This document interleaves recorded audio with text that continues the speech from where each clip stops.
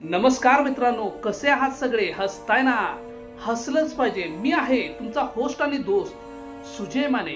मित्रांनो, सूत्रसंचालकाने हजरजबाबी असलं पाहिजे आणि प्रत्येक शब्द जपून वापरला पाहिजे, मग तो कोणताही शब्द असो।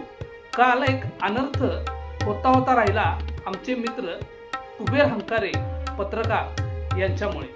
तर काही शब्द असे आहेत, म्हणजे त्यापैकी एक आहे जयंती।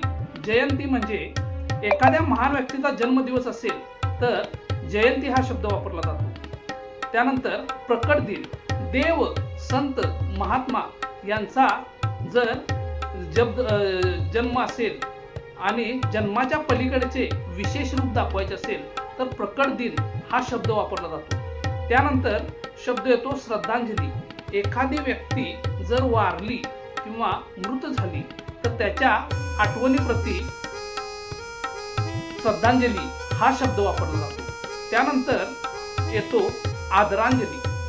श्रद्धांजली सारखाच वापर पण अधिक औपचारिक आणि मान सन्मान दर्शवणारा शब्द म्हणजे आदरांजली हा होतो। महान नेत्याला आपली आदरांजली वाहिली जाते। आणि त्यानंतर येतो अभिवादन।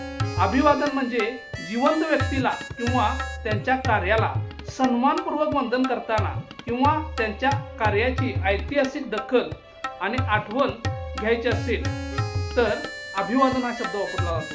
शूर, वीर, जवानांना हा शब्द वापरला जातो।